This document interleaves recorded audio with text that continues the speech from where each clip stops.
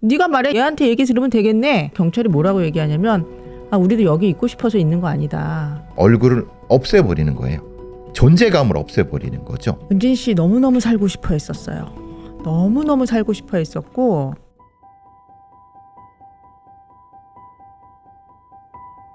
오전 10시 40분 월요일이라 유난히 더 조용했던 아파트 단지에 갑자기 울리는 처절한 비명. 살려달라는 누군가의 간절한 외침이었습니다. 소리를 듣고 주민들이 밖으로 나오자 피를 흘리며 쓰러져 있는 여성이 보였습니다. 잠시 후 119 구급대가 도착했을 때 여성은 이미 호흡과 맥박이 없었습니다. 그런데 여성의 모습이 묘했습니다. 여성분 옆에 검은색 오토바이 헬멧이 떨어져 있었고요. 머리에는 검은색 복면 같은 게 씌워져 있고 양손도 뒤에서 케이블 타이 그 두꺼운 거 있잖아요. 그걸로 묶여 있어서 혹시 어디서 납치돼 있다가 왔나 이런 생각이 들었어요. 그때 한 주민이 아파트 공동 현관 쪽에서 달려오더니 수상한 사람이 아파트 지하로 도망갔다고 말했습니다. 그런데 또 다른 목격자는 그 사람이 아파트 위쪽으로 올라가는 걸 봤다고 상반된 주장을 했습니다. 정황상 도망간 사람이 용의자로 보이는 상황. 경찰은 아파트의 CCTV를 분석하며 그의 뒤를 쫓았습니다.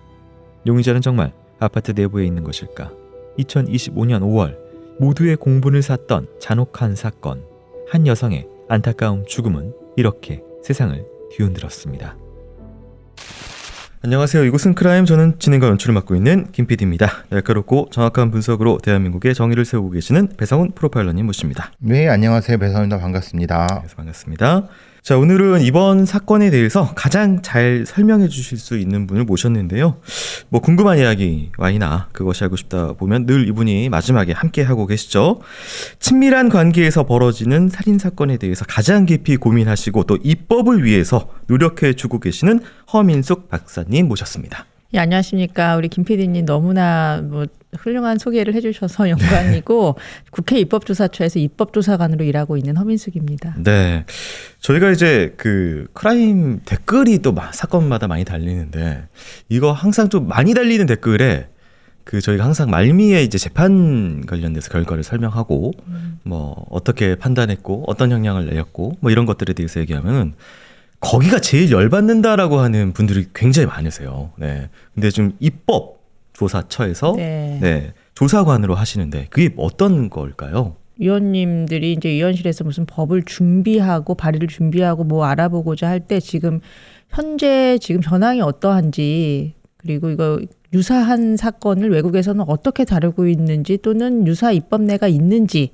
이것이 법으로 가능할지 이런 것들을 질문을 하고 조사처는 그 의원들의 질문에 답변을 해주는 그런 역할을 하는 것이고요. 또 한편으로는 질문하시기 전에 저희가 미리 보고서를 작성하기도 해요. 네. 이런 의제가 있는데 한번 다뤄보시는 게 어떻겠습니까? 뭐 이런 제안을 드리는 그런 업무를 하고 있습니다.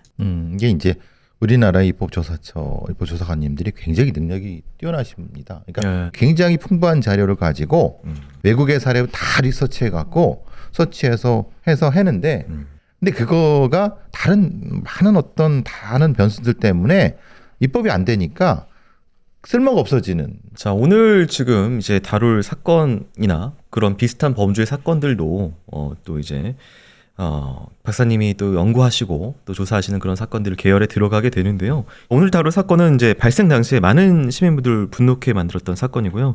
당시 또 여러 가지 제도적인 문제로 동탄 경찰서장이 사과까지 했던, 그래서 많이 또 기억에 나실 사건입니다. 일명 동탄 납치 살인 사건인데요. 당시 상황 살펴보도록 하겠습니다. 아파트 단지에서 변고를 당한 여성은 당시 33살의 김은진 씨였습니다. 119 구급대는 호흡이 없는 은진 씨에게 CPR을 진행하며 병원으로 옮겼습니다. 하지만 결국 사망 선고를 받은 은진 씨. 은진 씨는 상체 및 얼굴 그리고 머리 쪽을 흉기에 약 17번 찔려 과다출혈로 사망했습니다. 당시 구급 활동일지 내용입니다. 환자의 양손은 케이블 타이로 뒤로 묶인 채로 머리에 검은 봉지가 뒤집어 씌워진 채로 있었으며 경찰 동의하에 검은 봉지를 제거하자 입 주변으로 청테이프가 감긴 것이 확인됨. 운동복 위로 코트를 입은 부자연스러운 복장. 상황을 목격한 주민은 은진 씨가 헬멧을 쓴 채 도망가다가 앞이 보이지 않아 넘어진 것 같다고 했습니다.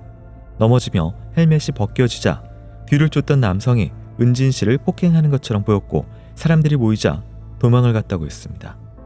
범인이 도주한 곳은 아파트 내부였습니다. 그 집은 한때 은진 씨와 범인이 같이 살던 곳이었습니다. 범인은 은진 씨의 전 남자친구 34세 이 씨. 두 사람은 2017년 6월부터 알고 지내다가 당시 공경에 빠진 은진 씨를 이 씨가 도와주고 보호해준다면서 다가와 12월 연인 사이가 됐습니다. 이때 은진 씨는 식당에서 일하고 있었고 이 씨는 공인중개사 시험을 준비 중이었습니다. 사귄 지 얼마 되지 않아 동거를 시작하게 된 두 사람.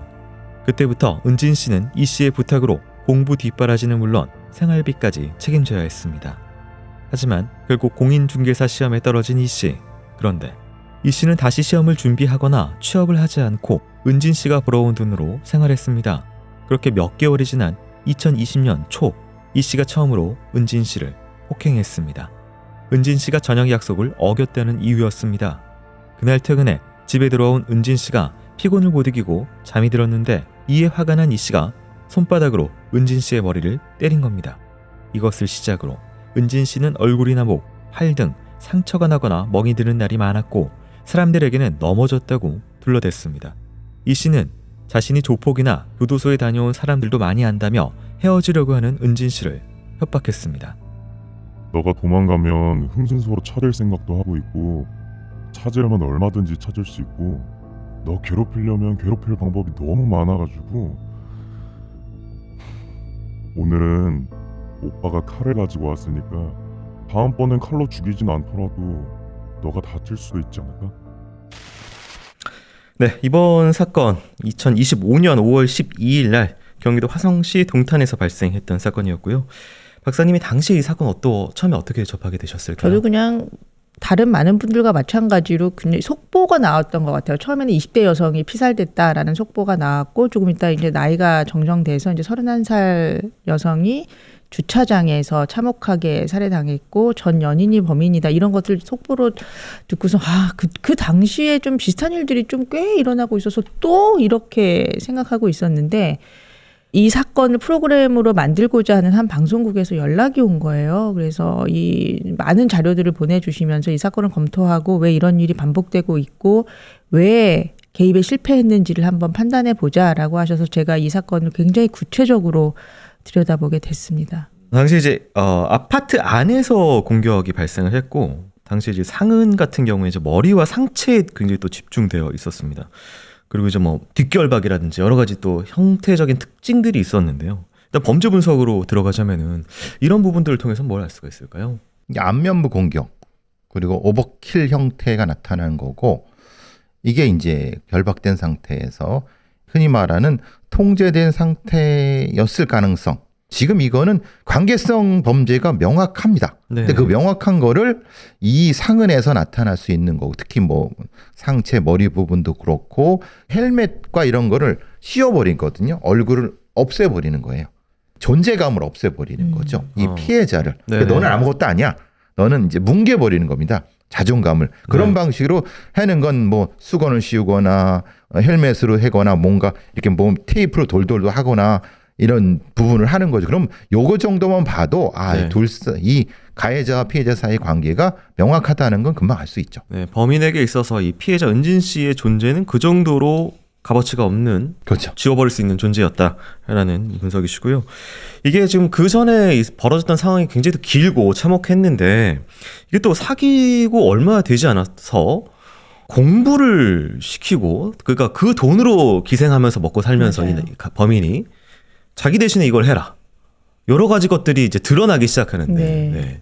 그러니까 은진 씨 같은 경우에는 우리가 생각하는 서로 사랑하고 애틋하고 감정을 공유하고 아픈 것을 같이 나누면서 슬픔을 나누고 뭐 기쁨을 나누고 이런 관계가 전혀 아니었어요. 그냥 착취적인 관계이고 기생적인 관계였어요. 은진 씨가 정말 여러 가지의 그 알바를 전전하면서 그 모아둔 돈으로 그것을 뭐 생활비를 하고 자기가 쓰고 싶은 대로 다 썼고 그리고 은진 씨에게 끊임없이 어떤 범죄 행위와 연루가 돼서 어떤 금전적인 이득을 취할 것을 계속적으로 강요하는 거죠. 통제라는 단어가 가장 좀 중심에 있을 것 같습니다, 교수님. 예. 소유적 통제. 강박적 통제 뭐라고 부르던 이 둘은 절대 연인 관계가 아닙니다. 이거는 연인 관계를 표현하는 것 자체가 피해자를 모욕하는 겁니다. 네. 그 다음에 나타나는 것은 그 상대방을 그냥 저금통, 자판기 정도로밖에 생각하지 않는 거예요. 근데 되게 안타까운 거는 이렇게 한 결과에 범죄도 시키는 거죠. 그러면은 수사기관은 거기에 공범으로 잡혀왔다 하더라도 구분을 해줘야 되는 거예요. 왜 거기에 참여가 됐는가? 우리의 수사사법기관은 전혀 그런 조치가 없어요. 그러면 그냥 퉁쳐서 그냥 공범인 거예요. 그럼 이렇게 되면은 이 가해자의 가스라이팅을 도와주는 거예요. 네. 어차피 너는 경찰서 가도 너 도와주지도 않아. 너 신고 못해. 신고 못해? 네. 팔아? 너도 어차피 전과자잖아. 이제 넌 내가 시키는 대 해야 돼. 이게 사실은 가스라이팅과 통제가 제도로 들어가서 다시 환류되는 시스템을 이 범죄자는 너무 잘하는 거예요. 네. 이 고리를 끊어야 되거든요. 네. 이 둘의 처음에 그 폭행의 시작이 머리를 치는 것부터 시작을 했습니다. 근데 지겹게 들을 얘기 같아요. 왜 처음에 때렸을 때 안 헤어졌냐? 네, 요런 이야기들을 항상 좀 피해자 탓처럼 하는 부분이 있는데 이것 좀 설명을 해주신다면요. 가해자를 좀 관찰해야 됩니다. 이래 폭행이 있고 나서 계속 가해자가 때리고 협박하고 모욕을 주고 경멸을 퍼붓는 것이 아니라 사과해요. 미안하다 그러고 잘못했다 그러고 다시는 안 그런다 그러고 한 번만 너 더 때리면 손가락 자르겠다 이렇게 맹세를 해요. 그럼 피해자가 흔들립니다. 그리고 믿어요. 이게 반복되는 거죠. 그렇기 때문에 처음에는 벗어나는 기회를 놓치기도 하고 다음에는 이제 이 사람의 잔인함과 이 사람의 잔혹성을 바로 그냥 체험하는 사람이 피해자거든요. 나뿐만이 피해자가 될 것이 아니다라는 것을 직관적으로 알아요.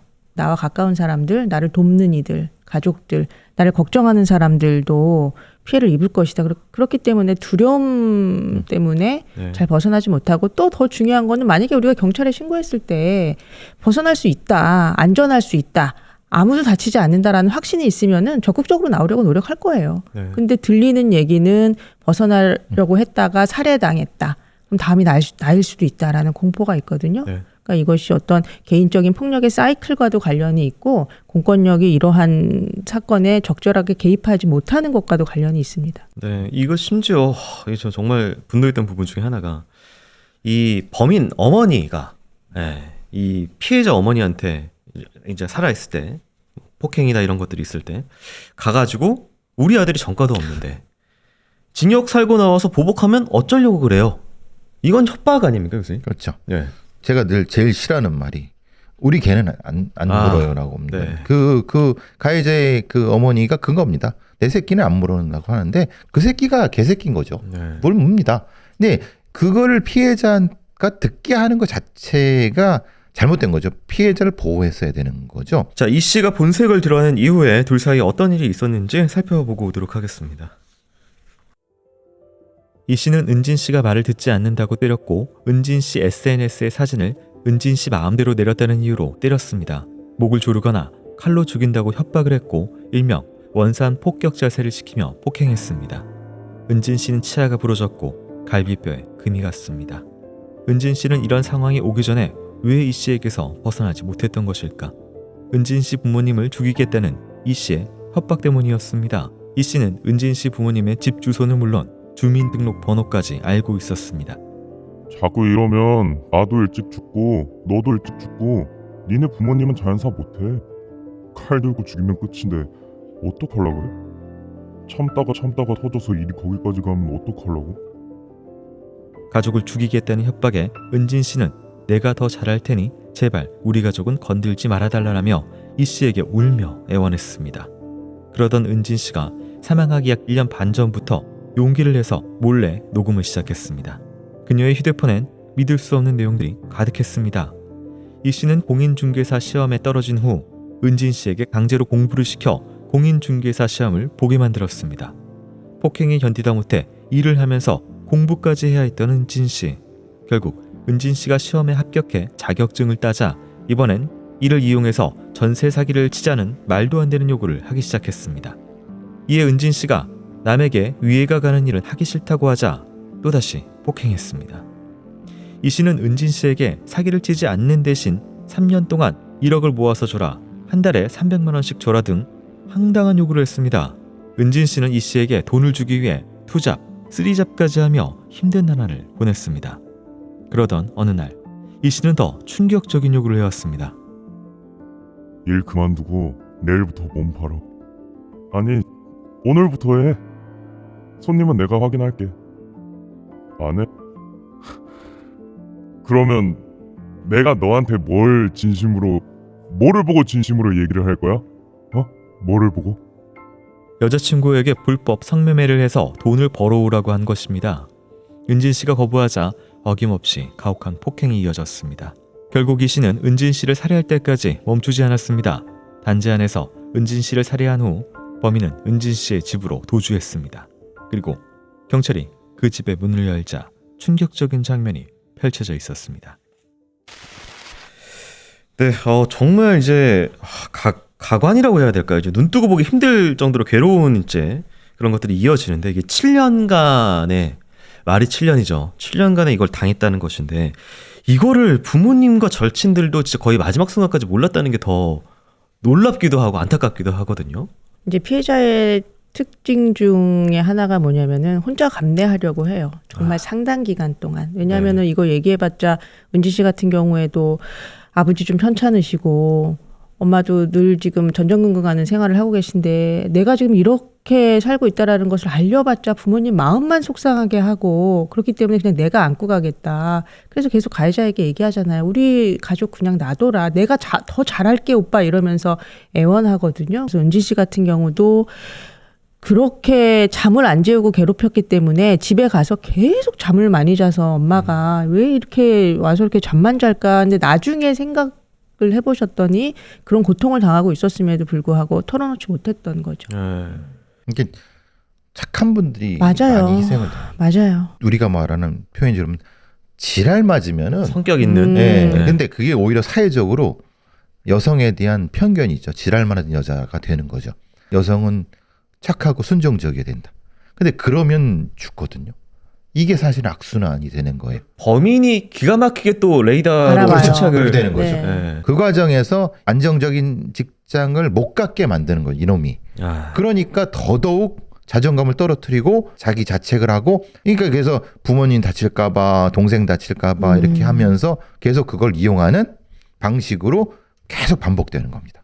네, 그래서 이제 그 개념이 강압적 통제라는 좀 저희가 눈치챌 수 있는 개념이 네. 있다고요. 처음에 근데 통제는 어떤 식으로 다가오냐면 마치 걱정하고 염려하는 것처럼 시작돼요. 네. 너 지금 어디 있어? 나 네가 너무 보고 싶어서 그래. 너 거기 있는 거 맞아? 안전한 곳에 있는 거 맞아? 영상 켜서 한번 나한테 확인시켜줘봐. 너 오늘 그 옷 마음에 안 들어. 다른 거 입어. 왜냐하면 나 다른 남자들이 너 그렇게 쳐다보는 거나 정말 마음에 들지 않아. 내가 너 얼마나 사랑하는지 알겠지. 네. 이런 식으로 처음에 시작되기 때문에 피해자는 정말 좀 혼란을 겪을 수도 있어요. 근데 강압적 통제는 뭐냐면은 상대방이 결정해야 할 모든 것을 자신이 결정하는 거예요. 자, 그런데 여기서의 핵심은 뭐냐면 상대가 요구하는 것을 내가 행하지 않았을 때 나에게 굉장히 나쁜 일이 생길 것이다라는 것을 우려해서 그것이 두려워서 그 일을 할 수밖에 없는 상황, 옷을 갈아입는다거나 네. 지금 빨리 카메라 켜서 누구랑 같이 있는지 확인시켜 주거나 네. 빨리 서둘러서 집으로 돌아가거나 불안 속에서 이런 생활을 하고 있다면 강압적 통제의 피해자입니다. 이걸 이제 헷갈리게 만들어요. 네네. 그 범죄자들은 그걸 사랑 뭐 어떤 말 같지도 맞아요. 않은 표현으로 포장을 하죠. 근데 너한테 관심이 있으니까 널 얼마나 사랑하는데 라는 걸로 계속 포장을 해갖고 그런 어떤 감정을 무디게 만들죠. 지금 현장 경찰관들이 은진 씨 만났을 때 뭐를 계속해서 궁금했냐면 많이 다쳤냐 이거를 궁금했어요. 그러니까 뭐라고 질문했냐면 상해가 있냐 그렇죠. 부상을 입었냐. 네. 근데 이런 걸 물어보지 않았어요. 혹시 만나고 싶은 사람 못 만납니까? 지금 고립되어 있어요. 어떤 명령에 따라야 합니까? 이런 것들 하나도 질문하지 않아요. 그러니까 교수님 너무 정확하게 알고 계시는 거죠. 경찰들이 네. 그런 부분에 훈련이 되고 있지 않아서 네. 위험한 피해자를 직접 마주하고서도 알아채지 못하는 거예요. 채지 못하죠. 자, 이 씨 같은 경우에는 은진 씨를 살해한 후에 당시 이제 해당 아파트 안으로 도주를 했습니다. 이후 상황도 한번 살펴보도록 하겠습니다. 범인이 도주한 방향은 아파트 내부. 아파트 CCTV를 확인하던 경찰은 남성이 도망간 집을 찾아냈습니다. 그곳의 세입자는 사망한 김은진 씨였습니다. 경찰은 범인을 체포하기 위해 소방에 협조 요청을 했습니다. 곧 소방대원들에 의해 문이 강제로 열렸습니다. 하지만 경찰은 이 씨를 체포할 수 없었습니다. 범인이 앉은 자세로 목을 맨 채 사망해 있었던 겁니다. 이 씨는 현관문을 열면 바로 보이는 곳에 사망해 있었습니다. 컴퓨터로 12장의 유서까지 작성해 놓은 이 씨. 그는 피해자 은진 씨와 은진 씨의 부모님 앞으로도 유서를 남겼습니다. 컴퓨터에 저장된 유서 파일이 마지막으로 수정된 건 은진 씨를 살해하기 약 한 달 전. 이 씨는 은진 씨 부모님 앞으로 남긴 유서에서 제가 이제 은진이를 도와주지 못하니 부모님께서 은진이를 꼭 도와주셔야 한다는 글을 남겼습니다. 자신과 만나는 동안 은진 씨가 불법적인 일을 해서 돈을 벌었는데 자신이 말렸지만 듣지 않았다는 것, 그리고 불법적인 일을 하면서 남자를 만나 바람을 피웠는데 그 남자가 은진 씨에게 경제적인 후원을 해주며 스폰서를 하고 있다는 것입니다. 그런 은진 씨에게 큰 상처를 받았다는 이 씨. 이 씨는 자신과 가까운 친구에게 은진 씨가 외도를 하고 성매매를 했다며 그게 너무 힘들어 죽고 싶다는 말을 자주 했습니다. 이 때문에 이 씨 주변인들은 이 씨의 말만 듣고 그를 안타까워했습니다. 네, 이게 당시에 뭐 거의 연달아서 보도가 된 부분이 있습니다. 사건이 뭐 연달아 이루어졌기 때문이겠죠. 범인이 극단적인 선택을 한 채 발견이 됐었는데 이 사망한 장소가 다름이 아닌 두 사람이 과거에 동거를 했던 아파트였고 또 현관을 열면 또 바로 보이는 곳에서 사망해 있었다라는 곳이 있고 또 특이하게 유서를 또 굉장히 또 많이 남겼던 부분이 있습니다. 또 이 전반적인 이런 범죄 현장 상황을 통해서는 또 어떤 걸 알 수가 있을까요? 저는 처음에 이 기록을 접했을 때 네. 이게 자살이 맞나? 이런 생각이 들긴 들었어요. 예를 들면 이런 거죠. 뭐 지금 이 경우는 뭐이라고 볼 수는 없는데 네. 간혹가다 이런 경우가 있어요. 이런 범죄의 가해자들이 자신의 범죄를 모면하기 위해서 네. 자살을 흉내내는 거예요. 아, 예. 그래서 전형적인 자살의 유형이냐 아니냐를 프로파일들이 현장에서 판단을 합니다. 간혹 이런 경우 있죠. 자살을 시도했다. 특히 제가 계속 강남 의대생 사건에서 이놈이 자살을 흉내를 냅니다. 네. 피해자를 잔혹하게 살해한 후에 마치 자기가 뛰어내리는 듯한 걸 보이고 나와서 경찰들한테 자기가 자살을 뭐 이런 얘기를 해요. 그러면 이게 별거 아닌 것 같죠. 실제로 재판에서는 굉장히 감형 요소가 엄청 됩니다. 네. 근데 이 경우도 혹시 그런 것이 아닐까, 너무 유서가 너무 길고 네. 너무 장황하고 네. 그다음에 범인의 자살 자세 자체가 전형적이지 않다. 어쨌든 그런 면이 있는 사건도 있을 수 있으니까 그건 주의해서 봐야 된다. 네. 예. 또 실제적으로 제가 경찰분께 들었던 사건 같은 경우에는 인천에서 벌어진 사건인데 그것도 이제 유력 용의자가 경찰 조사 직전에 이제 문을 열고 들어갔더니 목을 메고 죽어 있었는데 경찰 내부 판단은 이게 약간 쇼를 하려고 하다가 타이밍이 안 맞아서 실수한 거죠. 그러니까 자기는 예. 이렇게 하다가 구조되길 바랬는데 자기가 죽은 것이다라고 내부적으로 판단하고 있다라고 하는 사건도 실제로 있기 때문에 이 부분도 좀 그런 건 또 고려돼야 될 부분인 것 같습니다. 네. 자, 이 당시 또 유서가 사람이 또 지정이 되어 있어가지고 또 남겨져 있고 내용도 굉장히 또 중요한 분석 포인트로 당시 들어갔었는데 당시 유서 관련된 또 내용은 어떻게 보셨나요? 만약에 은진 씨가 이 목숨을 걸고 녹음을 했잖아요. 네. 자기가 피해를 당하는 상황을 이 녹취록이 없었다라면 이 유서대로 그냥 흘러갔을 거예요. 그렇죠. 이 유서에는 네. 무슨 내용이 있었냐면은 자기 너무너무 고통스럽고 이 여자 만나서 이게 문란하고 이렇게 타락한 여성을 내가 가해자피가 바뀌는 거예요. 예, 예. 어떻게든 내가 정상적인 바람직한 삶을 살도록 내가 무던히 노력하였지만 결국 실패하였다.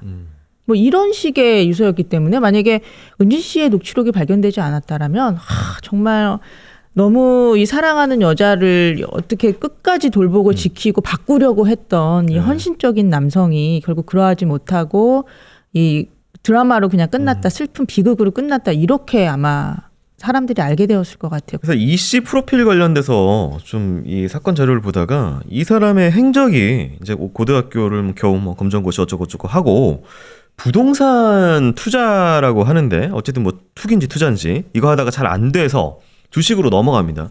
이것도 잘 안 돼요. 그걸 또 실패하자 게임 머니로 돈을 벌기 시작했다라는 얘기가 있고 친구 같은 경우에도 고등학교 때 친구 몇 명 빼고는 뭐 큰 게 어울리는 무리도 없었다라고 하는데 애초에 그러니까 지금 이 사람 같은 경우는 어떻게든 뭐 돈 여기서 벌어볼까 저기서 벌어볼까 근데 다 실패를 했던 사람이에요. 근데 이제 은진 씨라는 사람을 만나게 되고 이 사람한테 자꾸 뭘 시키거든요. 그러니까 애초에 접근 자체, 그다음에 이 사람의 개인 프로필 이걸 좀 분석이 필요할 것 같은데요. 자신의 네. 실패한 인생을 그 은진 씨한테 네.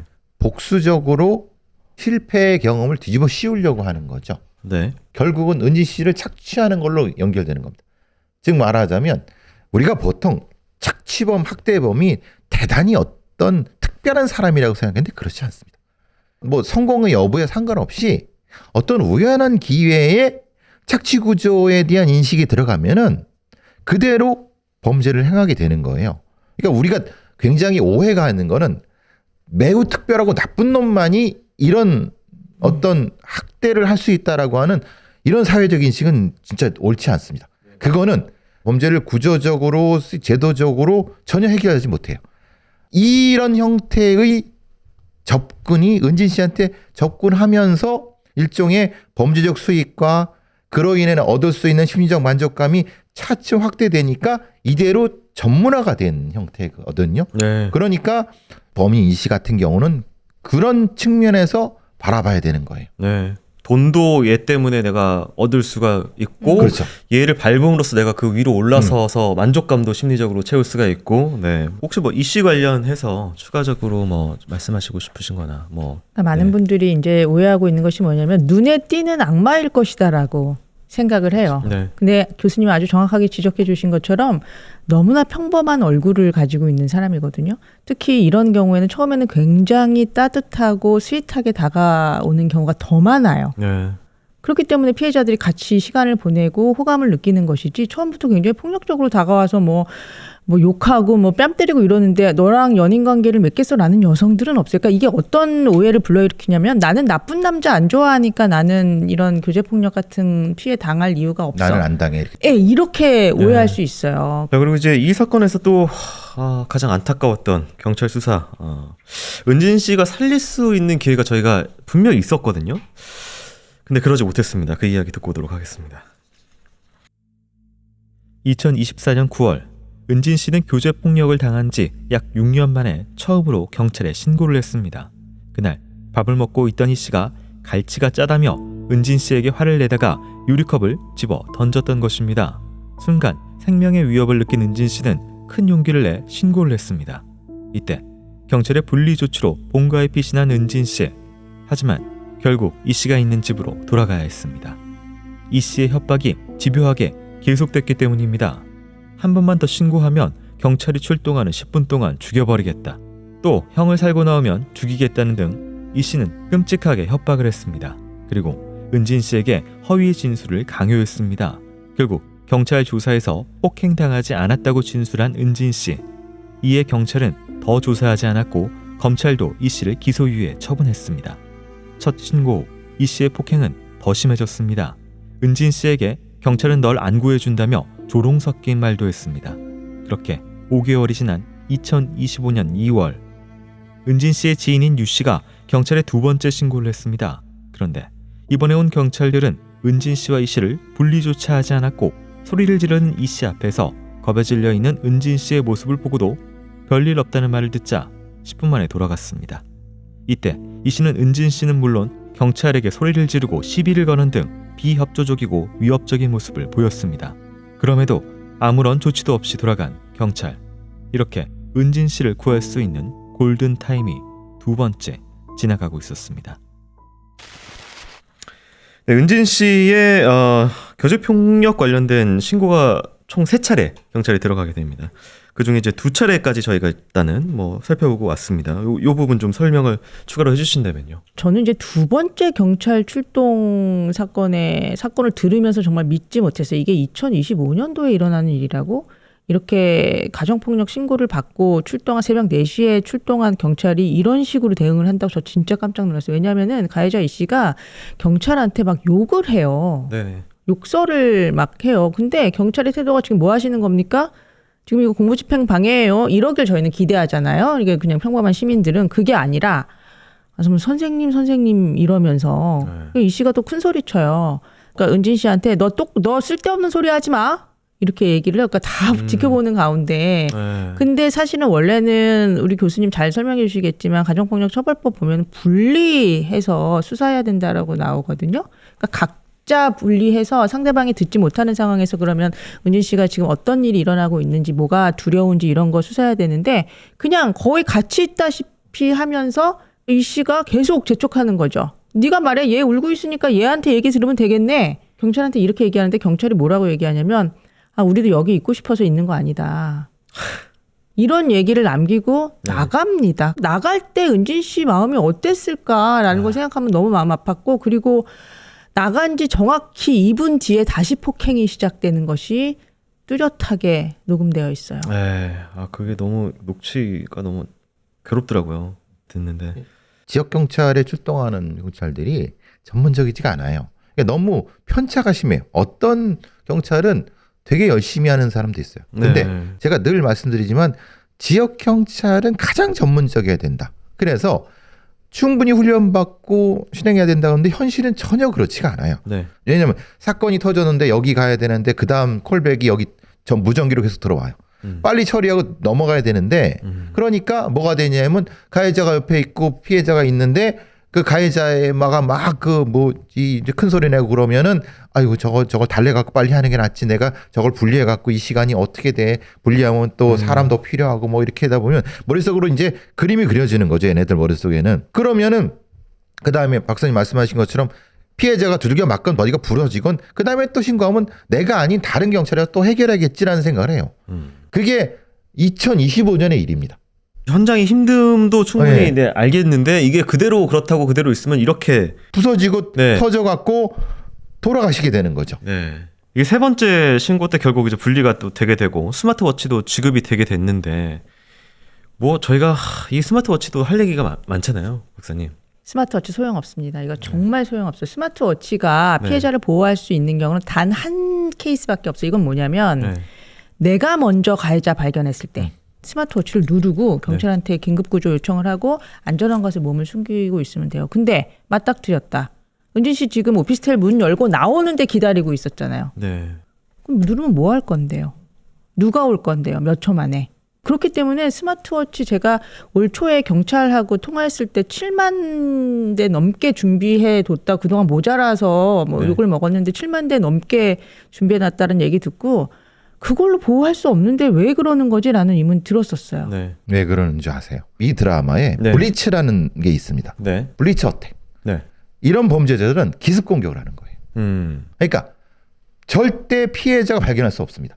네. 이 범인처럼 문 뒤에서 아니면 어둠 속에서 이 범죄의 특징은 블리츠 어택이에요. 네. 명확히 범죄 유형에 나와 있습니다. 그러니까 저희가 뭐 부산 눌려차기 사건으로 유명했던 그 사건에 이제 피해자분께서 주장하셨던 바가 가해자에게 달아달라. 내가 위치를 확인할 수 있게 가까이 오면 이런 말씀을 하셨던 맞습니다. 게 있는데요. 네. GPS 전자감시 제도인데요. 미국에서 1990년대에 본격적으로 도입한 겁니다. 뭐냐면은 접근 금지 하지 마. 지금 은진 씨도 접근 금지 명령 받았어요. 근데 네. 접근 금지 종이 한 장으로 너 하면 안 돼라고 통보가 나가는 건 아무 의미가 없어요. 모니터링 해야죠. 진짜 접근 안 하는지. 그거를 살펴줄 수 있는 것이 바로 전자감시 제도여서 둘이 같이 기기를 공유하고 있고 1km 이내로 미국 같은 경우 1km 이내로 범위가 좁혀지면 경보가 울립니다. 그러면 피해자 알고 있죠. 주변에 있구나. 그럼 안전한 곳으로 몸을 숨기고 신고를 하고 이때 가해자는 어떤 행동을 해야 되냐면 자기가 들어온 곳에 반대 방향으로 빨리 빠져나가야 돼요. 네. 그래서 경보음이 꺼지면 그때는 의도가 없었다. 그냥 우연히 그 반경에 들어왔다라는 것을 인정을 받아요. 네. 그래서 이렇게 하면은 접근이 정말 되지 않는 것이 확인되기 때문에 피해자가 살 수 있다라는 확신을 갖고 있고 제가 미국 제도 그때 국회에도 소개하면서 네. 백미는 뭐였냐면 이거 GPS 인공위성이랑 쏴서 신호 쏴서 하니까 비용이 들잖아요. 그거 다 가해자가 내야 됩니다. 그렇죠. 당연하죠. 비용은 가해자 부담을 해야 돼요. 네. 근데 그거를 가해자 보호에서 가해자 보호요? 네. 인권 보호. 가해자 인권 뭐. 보호. 그래서 법률가들이 항상 그 부분에서 계속 걸고 넘어지는 거예요. 법적인 예외를 적용할 때는 네. 분명히 엄격해야 되지만은 이런 사건들이 정확히 어떤 사건인지를 철저하게 분석해서 필요한 부분이 있다고 하면 거기에 맞게끔 예산을 쓰고 장비를 해야 되는데 네. 지금까지 제가 말씀드린 이거를 법률가들은 분석도 하지 않고요. 수사하는 애들도 이걸 분석하지 않습니다. 그러니까 이게 무슨 사건이 이 범죄의 특징이 뭔지를 모르고 추상적인 원칙에 의해서 그냥 스마트워치만 지급하라고 하는 거예요. 당시 또 이제 경찰 관련해서 이제 서장이 사과까지 했다면은 그만큼의 잘못이 있다고 스스로도 판단을 했을 건데요. 그 뭐 이 과정에서 어떤 일들이 있었을까요? 저는 이제 녹취록이 아니었으면 정말 사과했을까? 이런 생각이 있어요. 그래서 녹취록이 명명백백하게 이제 경찰의 과실들이 드러났기 때문에 이제 사과를 한 건데 정말 속상한 게 뭐냐면 은진 씨 변호를 맡으신 분이 검사 출신이셨어요. 네. 그리고 아마 거의 첫 사건이다시피 한 사건이었고 그 조력자가 굉장히 좋은 로펌을 그 섭외를 해서 이분을 선임했죠. 근데 이분이 이 사건을 보면서 은진 씨 곧 죽겠다. 대단히 위험한 상황에 처해 있다라고 판단을 하신 거예요. 그래서 경찰이 수사할 거 없이 그럼 내가 문답식으로 수사를 마치 하는 것처럼 경찰이 수사를 하는 것처럼 그래서 600장의 그 고소보충 이유서라는 것을 작성합니다. 네. 그리고 그걸 경찰에 보내요. 등기로 보내요. 그럼 우리가 등기 보면은 날짜 찍혀 있으니까 또 전화까지 합니다. 네. 보냈는데 보셨냐? 위험하다. 지금 가해자 구속해야 된다. 아니면 피해자 위험하다라는 걸 말씀을 계속해요. 근데 아무 조치를 안 했어요. 여기서 하나는 거죠. 우리가 그냥 모든 국민들은 경찰이 적극적으로 움직여 줄 거다. 신고를 하면은 내 사건을 들여다 보겠지. 이걸 그냥 기대하고 있거든요. 상식이잖아요. 네. 그거 그 일 하시는 분들이잖아요. 근데 안 받다라는 거예요. 저도 그걸 받아봤는데 앞에 몇 장만 넘기면 이거 위험한 사건이야 라고 알 수 있어요. 네. 그러니까 더 화가 났던 거죠. 그래서 그렇게 경찰이 관심을 안 주는 사이에 결국 세 번째 신고 이후에 범인이 움직여서 앞서서 저희가 얘기한 아파트 내에서의 그 사건이 벌어지게 됩니다. 이게 고소장 제출 42일 뒤에 벌어진 살인 사건입니다.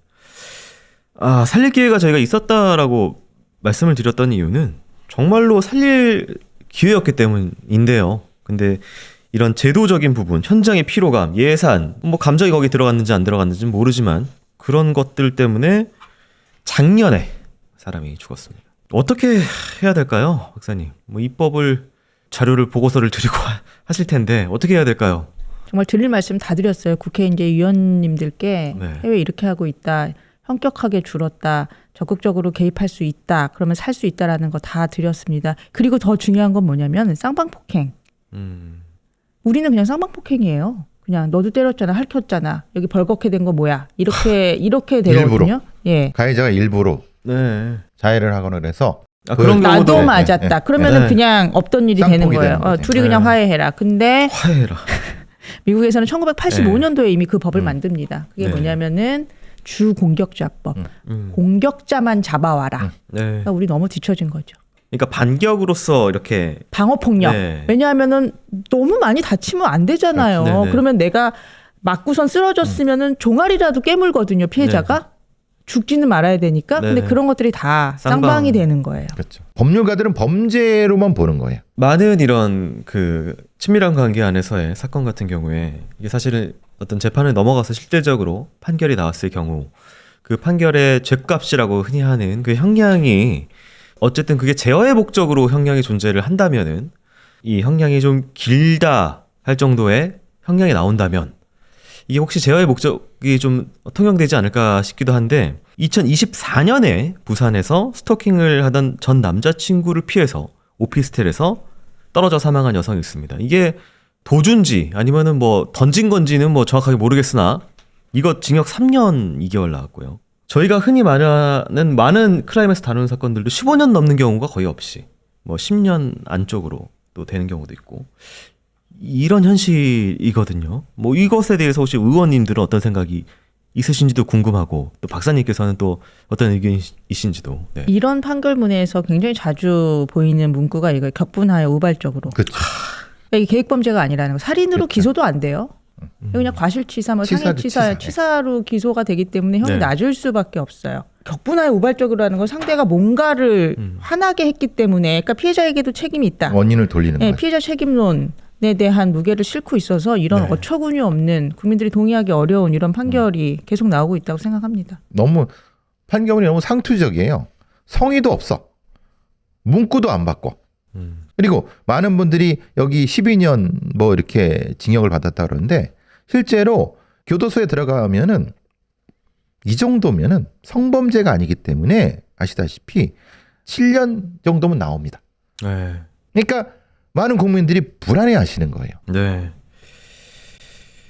자, 오늘 뭐 저희가 뭐 할 얘기는 굉장히 많았으나 뭐 어쨌든 한 사건을 좀 중심으로 곁들여서 이런저런 이야기들을 다뤘습니다. 근데 이제 박사님께서 이제 최근에 이런 친밀한 관계 안에서 발생하는 범죄에 대해서 거의 보고서격으로 책을 한 권 쓰셨는데 저는 이거 보고 이거 약간 좀 부모들한테 다 읽혔으면 좋겠다. 딸 가진 부모나 아들 가질 부모나 다 읽고 미리 조치를 교육도 시키고 자식들 그리고 이제 대한민국 이제 입법과 또 이제 사법 관련된 분들도 다 읽으셔야 되겠다는 생각이 좀 들 정도로 잘 정리가 되어 있더라고요. 네, 좀 말씀 좀 해주시면요. 그러니까 만약 아까 말씀드린 것처럼 이런 사건을 겪을 때 경찰에 신고해서 적절한 도움을 받고 빨리 안전을 도모할 수 있다라면 저런 책이 필요 없을 수도 있어요. 근데 그렇지 못하기 때문에 책에는 은진 씨 사건도 포함해서 이미 사망한 피해자분들의 사례를 담았습니다. 그래서 어떤 위험 신호가 있었는지 어떤 일을 겪었는지를 매우 구체적으로 밝혀놨어요. 그러면 부모님들 보시고 특히 젊은 층 청소년들 보면서 아 이런 일을 겪게 되면은 위험할 수 있구나. 관계가 깊어지면 안 되겠구나. 빨리 나와야 되겠구나라는 신호를 얻을 수 있는 그런 정보를 드리기 위해서 책을 썼고요. 후반부에는 이제 위원들께서 외국에는 이런 입법을 통해서 이렇게 국민들을 보호하고 있다라는 거에 대한 어떤 인사이트를 얻을 수 있도록 그런 정보들을 담았습니다. 이게 이제 고등학생들이 부모님과 같이 정규 수업으로 이렇게 공부를 해야 돼요. 그러니까 알아야 돼요. 그런 부분에서는 이 책은 굉장히 중요하고 네. 소중한 책이라고 생각합니다. 네, 우리 사회에 의미가 있는 그런 책입니다. 안타까운 게 이 책이 안 나올 수 있을 정도의 사회면 더 좋았을 텐데. 너무 좋죠. 네, 안타까움이 한 가지 있습니다. 자, 제가 이제 오늘 좀 사건을 좀 정리하고 이야기도 정리해야 되는데요. 김은진 씨 사건을 중심으로 다뤄봤습니다. 어쨌든 지금 이 사건을 통해서 우리가 지금 꼭 기억해야 되는 거, 남겨야 되는 게 있다면 뭐가 있을까요? 은진 씨 너무너무 살고 싶어 했었어요. 너무너무 살고 싶어 했었고 가해자 처벌받기를 원했고 삶을 되찾기를 원했는데 그리고 지금 들여다보면은 너무 많은 것들이 보이는 거예요. 구할 수 있었던 여러 번의 기회, 한 번의 기회도 아니고 여러 번의 기회 이런 것들을 다시 복귀해서 이 유사한 사건을 우리가 다시 겪지 않을 수 있도록 우리가 지금부터라도 각별히 유의하는 거 저거 이거 필요하다고 생각합니다. 보통 경찰한테 강의할 때는 범인들 사진을 많이 보여주죠. 네. 저는 피해자 얼굴을 보여줬어요. 아, 네. 법 집행관들이 봐야 될 얼굴은 범인들의 얼굴이 아닙니다. 네. 왜냐? 그 범인들은 이미 잡혔어요. 명심해야 되는 건 피해자의 얼굴이에요. 그 피해자들의 얼굴을 평생 경찰에 대해서 간직해라고 저는 합니다. 네. 그래야지 그 경찰이 퇴직할 때 후회되지 않는 경찰일 거라고 생각합니다. 자, 오늘 안타깝게 사망하신 김은진 씨의 명복을 빌고요. 또 수많은 피해 당하신 분들 위로와 명복을 빕니다. 자, 오늘 크라임은 여기서 마치도록 하겠습니다. 두 분 너무 감사합니다. 수고하셨습니다. 감사합니다.